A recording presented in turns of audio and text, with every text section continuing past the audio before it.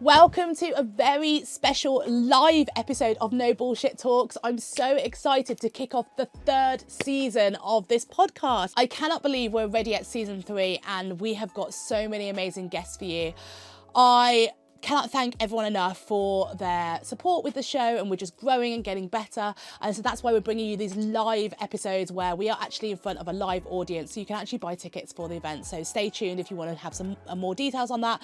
But I want to start off by saying a massive thank you to Drake and Morgan, who have been hosting our live podcast, and they are this fantastic venue space in London. I know how difficult it is to run events. I run them every single week, and Drake and Morgan have been an incredible partner to Knobs, and they've just been so wonderful with their gorgeous space, their hospitality, the friendly staff, incredible food, and obviously delicious drinks. So I wanted to say a big thank you to them. We hosted our podcast at the Drake and Morgan in King's Cross, but we've also had events all over London. They've got so many different venues. And if you're looking for a fantastic spot to host your event, or even just throw a massive dinner, a party, they are dog friendly too. We have dog brunches. Honestly, beautiful space. I cannot recommend them enough. Big shout out to Drake and Morgan. Thank you. Without further ado though, I want to start our special live podcast episodes. So everything will look a little bit different, but we are going back to the usual format later. But for the next 2 episodes, you'll enjoy a live format. So thank you for joining us. How can I maximize the reward for the time that I put into things, right? So I think since 22, I had the idea of shutting the business down and kind of exploring other avenues. So I kind of got into consulting, I got into events and starting different businesses and all the shiny objects and those sorts of things. And I think the real killer for me was hiring the wrong people, I think. I didn't realize how much of an effect like a single person can have on a team. No Bullshit Talks is a podcast for entrepreneurs by entrepreneurs. There's too much bullshit out there, especially when it comes to business. This podcast aims to highlight what's true and what's not in the world of entrepreneurship, bringing you honest and raw conversations about the roller coaster that is entrepreneurship. Each week, my guest will be a high-performing entrepreneur sharing the ups and downs of their journey and helping you prepare for the road ahead, while providing you with actionable insights and absolute gems of knowledge. Stay tuned as I introduce this week's guest.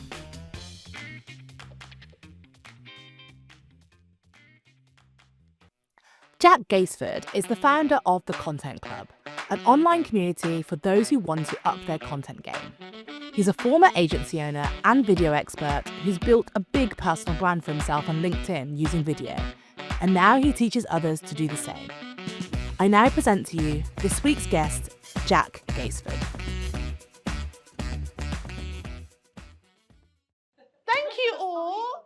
For those who are still here, and sorry it's been late, but hopefully this is I know it's going to be a great conversation. And I'm so happy to welcome Jack Gaisford here, who actually was my first ever guest on my podcast in season 1. I know. So I was season 1 on Zoom. You were my first ever guest, which was really cool. And now you're back for season 3. I'm back. Live and in person. Live and in person. And doing a completely different business. It's very true. Which is why I want to talk about that, because I want to show that it's not just sunshine and rainbows in business. And, we've had lots of really honest and open and frank conversations about how bloody tough it is running a business. And, we talked about the highs and lows earlier. We were saying, actually, there's not been that many, it's just been quite, shit. Yeah. Consistently shit. Yeah. And, it's just been really tough. And I think, I actually distinctly remember calling you at some point being like, why are Gen Z people so difficult to work with? And you're like, no, that's not quite what it's like. And I'm like, oh, I'm finding it really hard. And I had to ask you for advice about Gen Z generation. But at least I did that, as opposed to be like, screw all you Gen Z people, apparently you're all lazy and that's what the narrative is or what people are like. And I'm like, okay, how do I actually, get through to people and understand it and not be a millennial twat? And which is what I think a lot of people do. So I've really appreciated that, really open and honest relationship we've had. And I was reminding you, because you forgot how we met. I was saying that actually I met Jack, I think it was 2018. long time Yeah, ago. probably. And you just started your business, Yep. which was V21, because you were 21 years old, which is a video agency. Was the video? Video 21. Video 21, there you go. Super creative. And he dropped into my DMs on LinkedIn and was just like, hey, I can see you're running an agency. Do you do any video? Because if not, we should chat. And it's like basically like that, but less cringe. Smooth, And I just was like, I really admired like his, how you were when you were so young. And I went through your content and, you know, we just chatted and I really liked what you do. But the reason why I think you stood out is because you were on LinkedIn every day. Back in 2018, bear in mind, this is like before the LinkedIn boom, which is now like, you know, another world. You were creating high quality videos like pretty much every day on LinkedIn in 2018 at the age of 21. Like, again, before video was such a big thing, before LinkedIn was a big thing, and like, you know, and you were smashing it.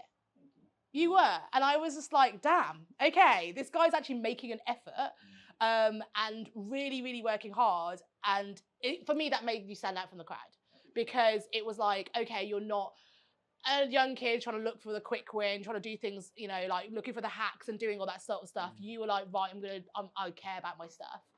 So I guess I want to hear a little bit backstory before we talk about, you know, what you're doing now. And yeah, like tell us about what made you start your video agency, I guess what your visions were for it, and what actually then happened. So I started when I was 21, started my first production company. I started after working with my dad, who ran a recruitment agency in the UK that was quite big at the time. And I saw this massive gap for personal branding on LinkedIn at the time. We started to make video. I think we were probably one of the only 2 people making it in terms of like video content on LinkedIn at the time. He smashed it, like 80K followers in about 6 months, kind of smashed it. Turned it into a service, started to get clients for myself, started to build my own personal brand, started to make more video. And it kind of became this really nice sort of flywheel system that really worked. And yeah, that's kind of the condensed story anyway. But that's sort of how it all started, yeah. I think I remember asking on the first podcast episode and you got really offended. I was like, oh, who's more popular on LinkedIn, you or your dad? I still get offended now by it. Every conversation my dad's been brought up. Is that because he's more popular than you? Yeah. Thanks, Sabrina. Yeah. You're welcome. Go search Mark Gaisford. He's really popular. No, don't do that. Don't do that. I'm joking. No, I've never had Mark on the podcast. So, that's and you've true. been on twice. That's true. So come on. So who's actually the real one? Yeah, exactly. But I think what I love is talking about agency well, because I know there's at least one other agency owner in here, or previous agency owner who we talk about stuff about. And I think agency world gets glamorized. And, you know, there's all this kind of thoughts around growing, scaling, like, obviously this is your realm, this is what you do. And it's like, I just think like, there's a lot of bullshit. I mean, our name was actually literally the No Bullshit Agency for that reason, because it is just so much bullshit around agency world. And there seems to be a lot of bravado in it, and you're all talking about scaling and growth.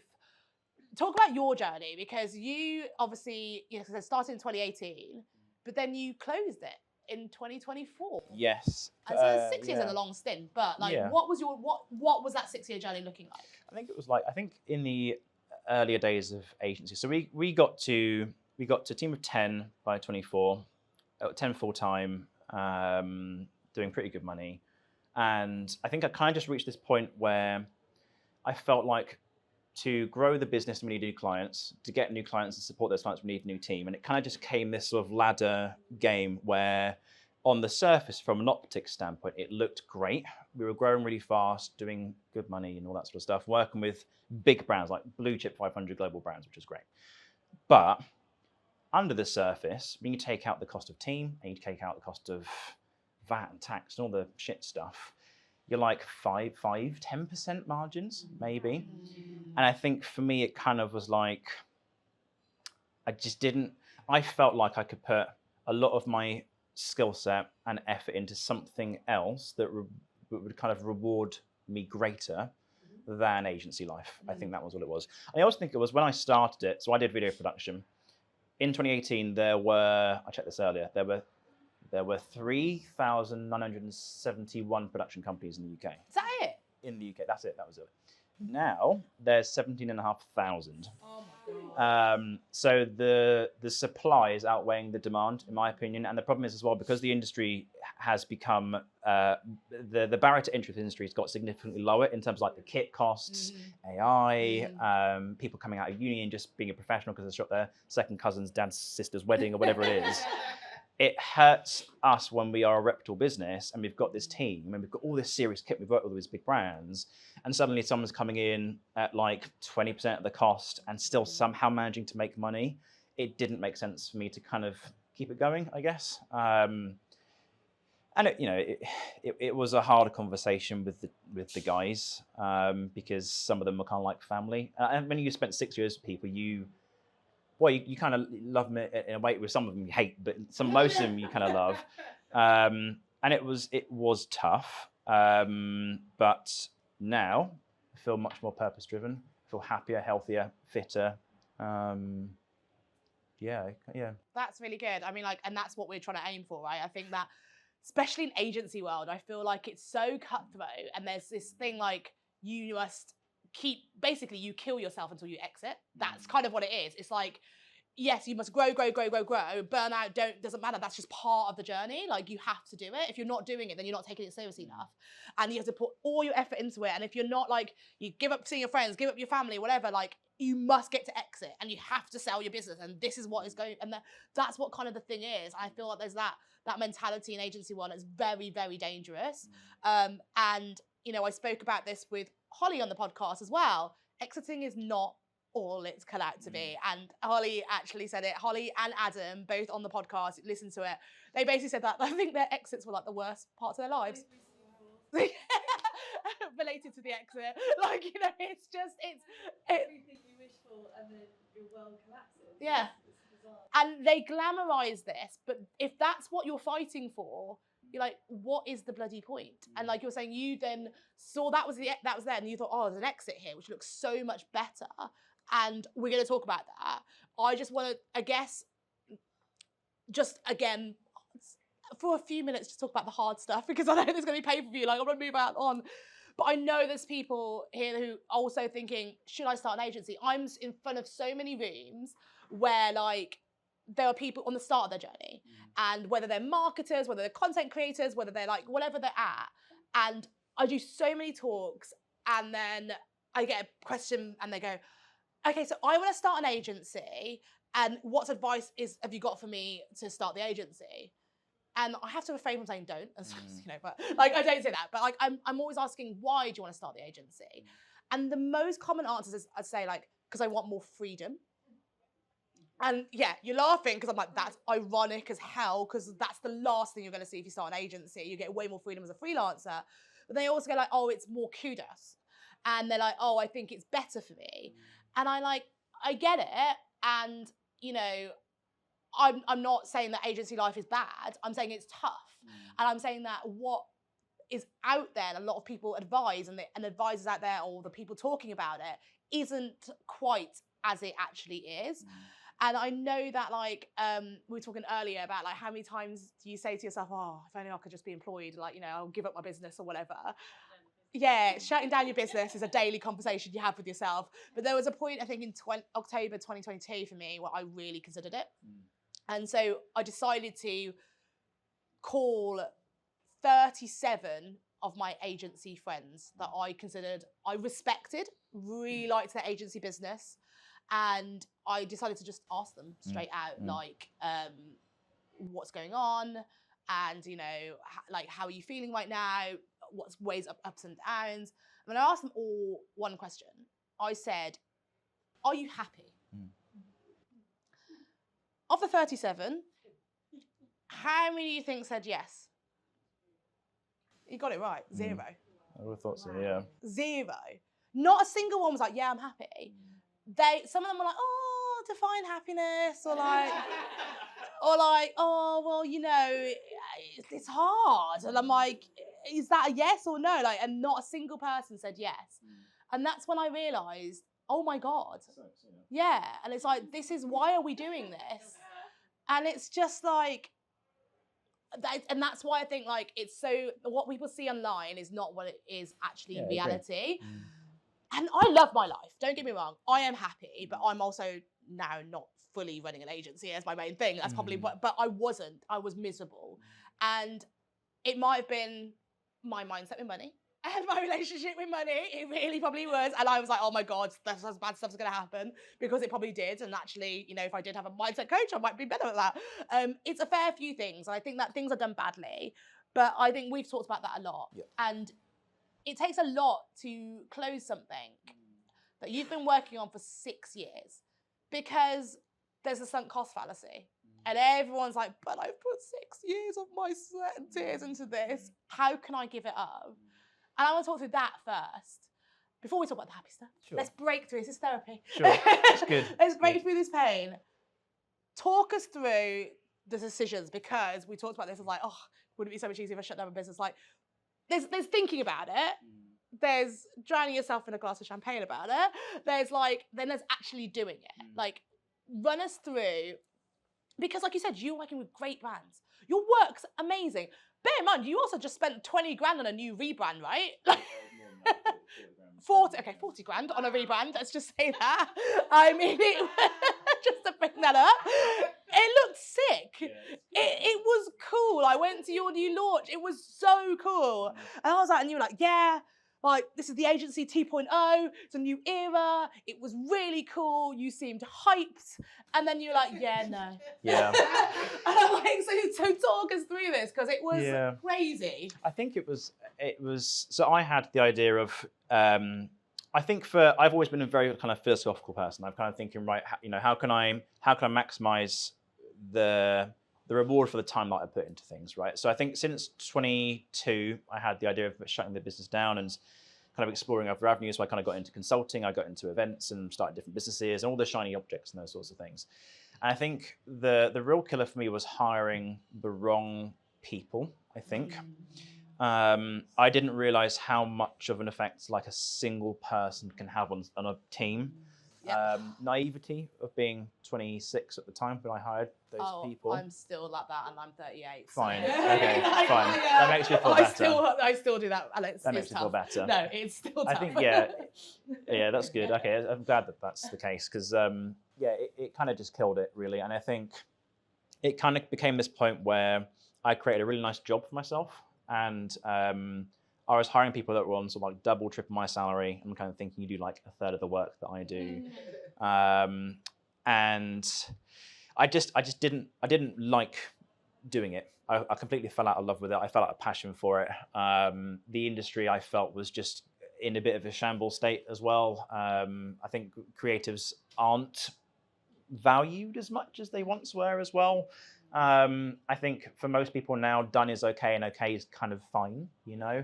But when you have someone charging a lot of money for that finesse and that perfection touch, and they don't appreciate it, you know. And you are kind of churned and burned as an agency. And I think it got to this point where 22, we'd been working with this client for 3 years on retainer, big brand, and had a great relationship with them, and came up to kind of renewal. And I was like, we've got to go through a tender process. We've got to get 5 different agencies. We've got to tick all the boxes. And I just thought, but we do great work for you guys already.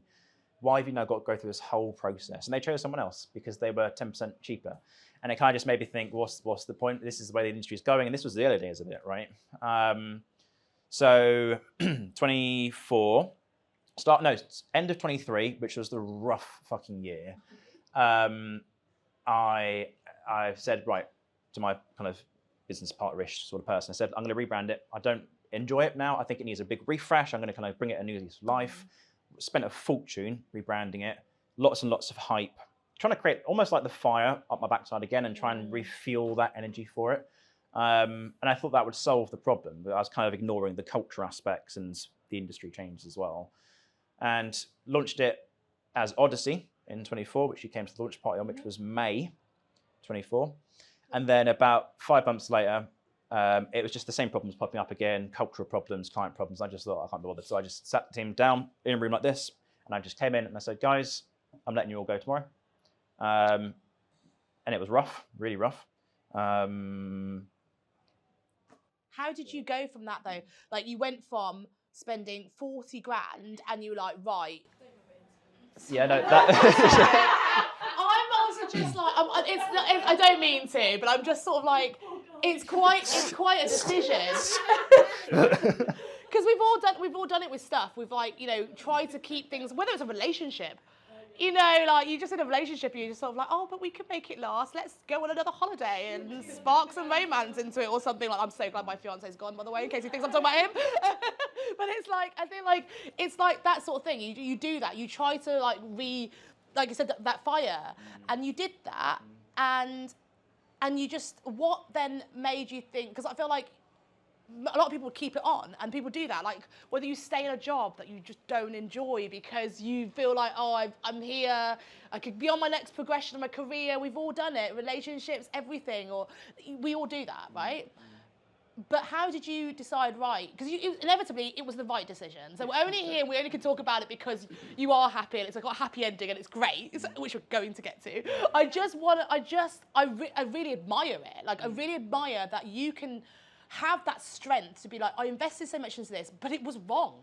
I was wrong to have done this, and actually it's better to cut it off, because I don't think most people have that strength to be able to do that. A lot of people would have carried on like, I've just spent this much money doing it, let's try it out for at least another couple of years to justify this cost, and then be miserable, and then sink into burnout, depression or whatever, but you didn't do that. So how did you come to that and make that was a right, how did you say, this is the right decision for me?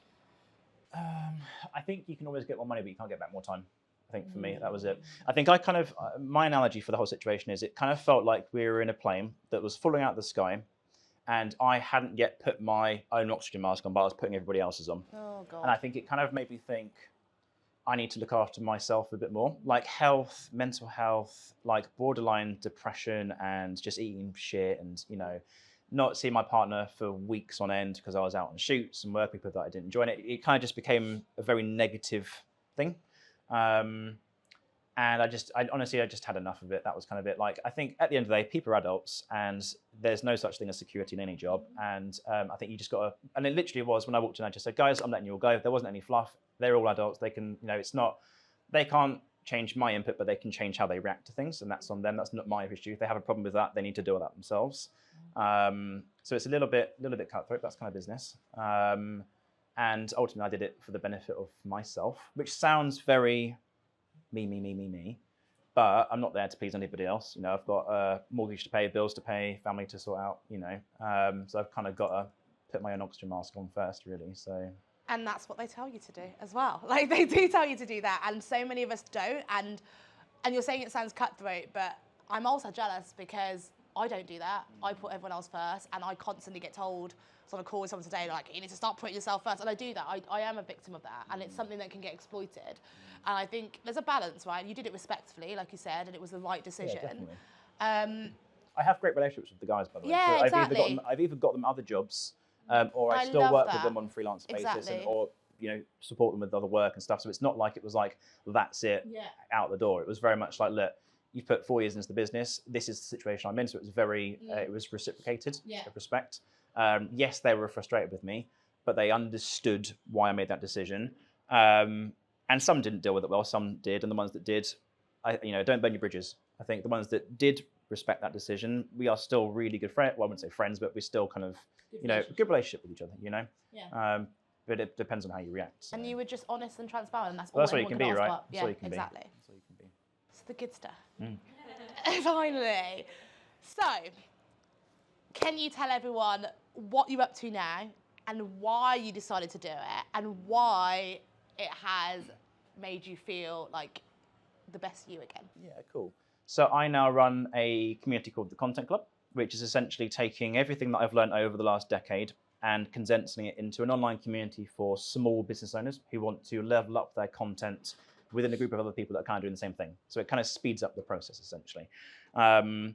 It's all online. We're starting to do more in-person stuff as well. It's only small, so it's only going for since October, but we're 78 members strong, which is great. We've got 500 people on the waitlist waiting to get in, which is great.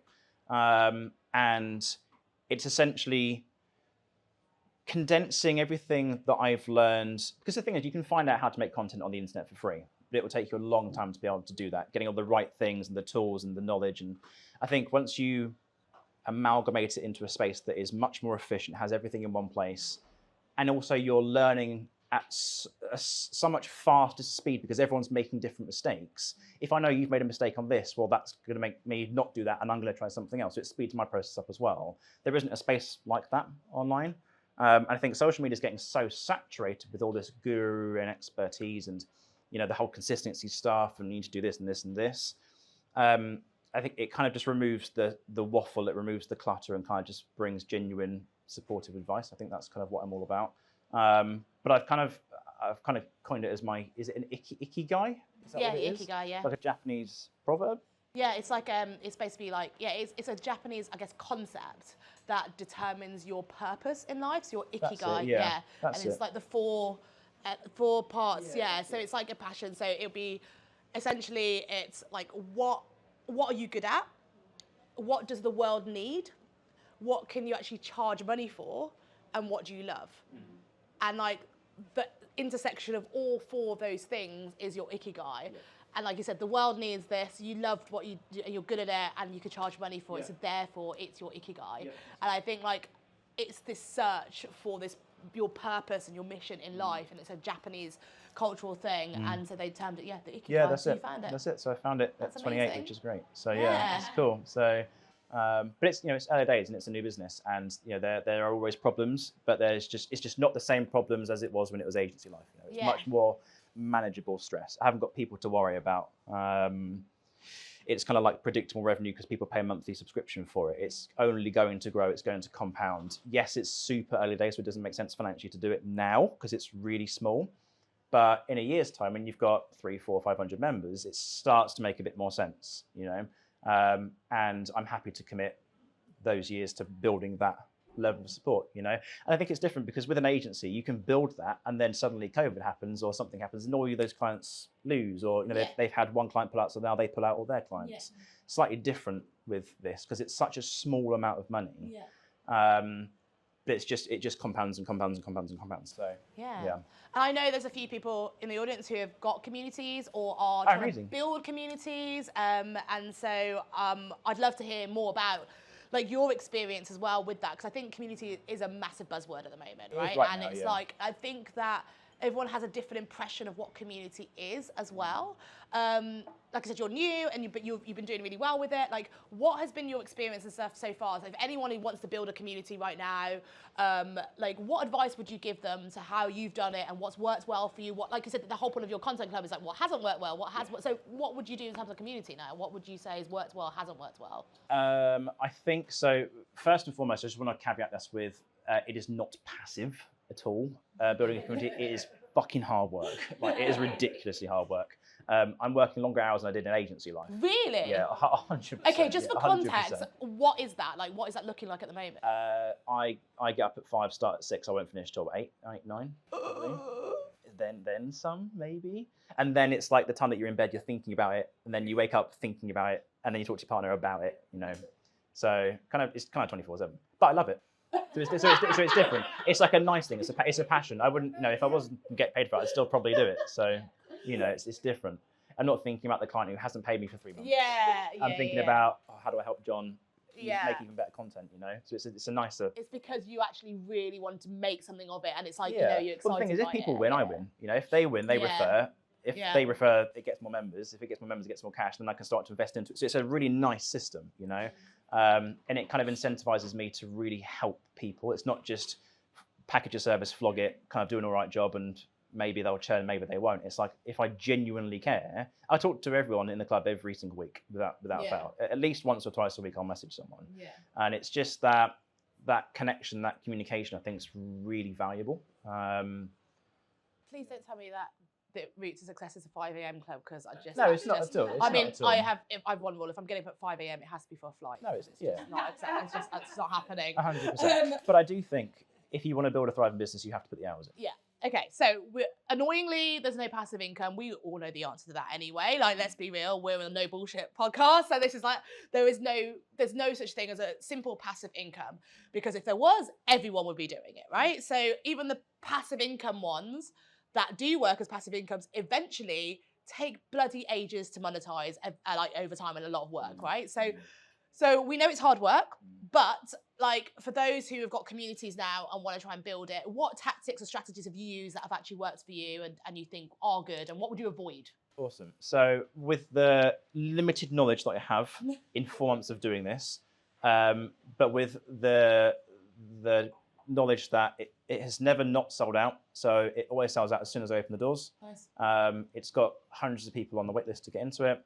I think there's a few things that I've done well with it so far, if I'm not going to, dig my own arse a little bit there. But I think FOMO, create FOMO, create scarcity. So make it feel like it's something that people can't just join whenever they want to. It's like you have to be here at this time to become a member of this club. I think that qualifies the right people, because you don't want people coming in and then going, this isn't right for me, I'm going to cancel, and the churn's massive.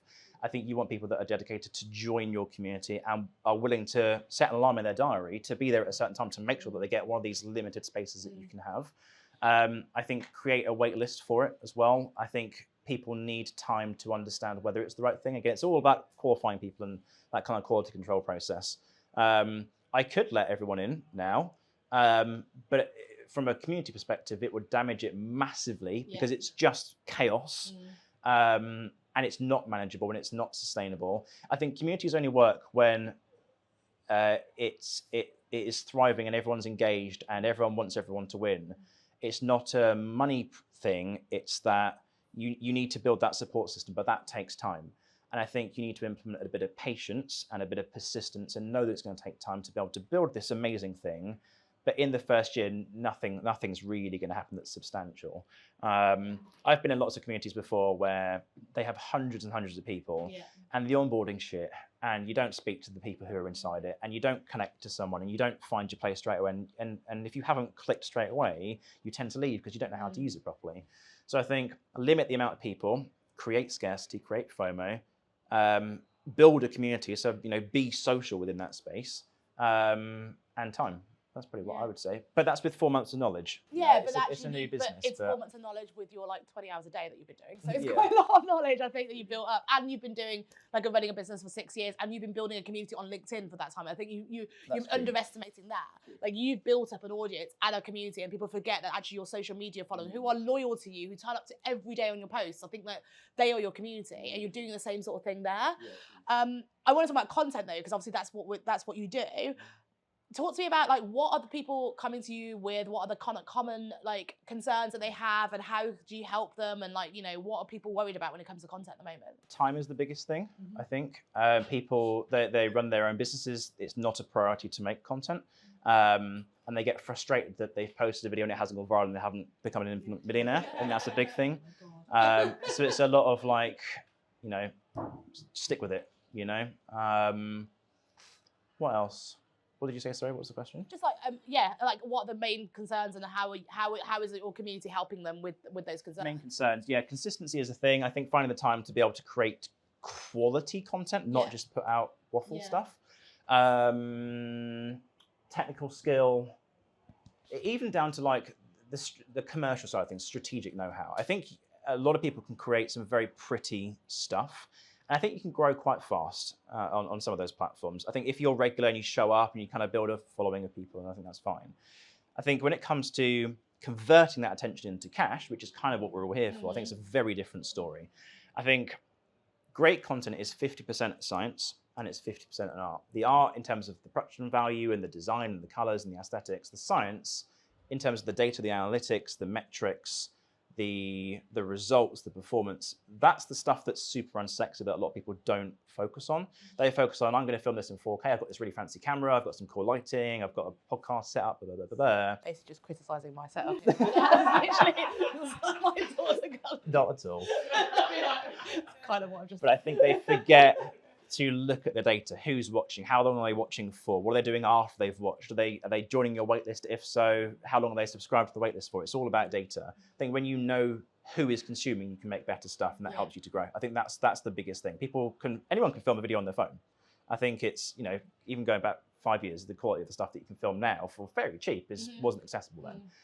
But it's now, because it is so saturated, it's now more of a game of how can I maximize value and not maximize attention. That's kind of how I'd say it. I think data is such a big thing, and I think my YouTube video this morning was on how I use the skills I learned from chess in business. And obviously analytics is one of the biggest things there. And I was saying that analysis is such a big tool. And I find it so shocking. The same thing as in chess, people don't analyze properly, and they've got data there to analyze, but you don't always have all the data, because when you're playing a game of chess, you don't know what your opponent's thinking, and you can't analyze what obviously they're thinking.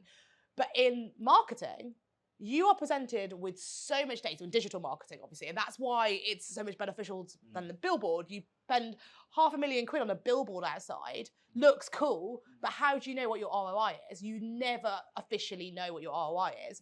In digital marketing, you should always be able to determine this, whether it's social media, whether it's a website, whether it's like email marketing. There's so much data across all of this, but as you said, it's so unsexy, and most people are like, oh. I mean, if we're being honest in the audience, how many people actually regularly look at the data? Yeah, of course, Laura does. That's unfair. The nerd in the corner. Honestly, who regularly looks at the data? I mean, that's good. Okay, 2 people. Some mms.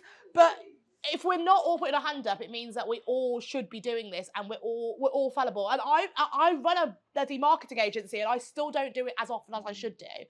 And when you do, you start to realise like some of the stuff. This morning I did something ridiculous.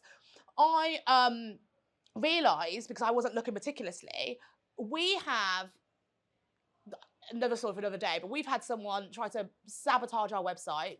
No, another website, just to add to this other thing. They've set up this script for our knobs membership, actually. This is how pathetic it is.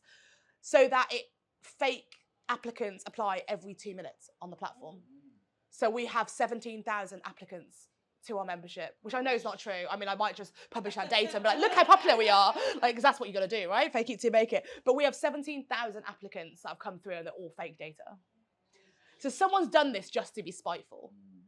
And so I've had to wade through some of this stuff.